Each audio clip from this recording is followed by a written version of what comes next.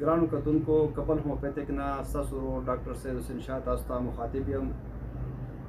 د ډیرو مرګرو په ډیماند باندې به زه تاسو ته نن یو څو خبرې وکړم، خاص کر کم کسان چې نن مالا راغلي دي یا پرون راغلي دي یا ټلیفونونه کوي یا په انلاین میډیسن غواړي په ټي سی ایس وغیره باندې.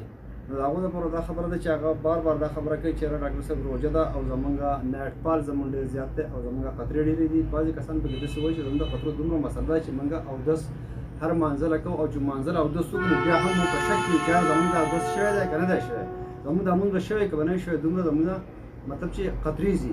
د هغې مریضانو لپاره دا خصوصي ویډیو ده. بچو دې لپاره تاسو له ما مختلف میډیسن مریضانو ورکړي هم دي، ځینو پکې ګزارش شوي هم ده، خو ځینې وایي چې مونږ ښه شوي نه یو، مونږ ته مسله حقه شان ده. نو د هغو دپاره خصوصي دا خبره زه کوم چې دا نه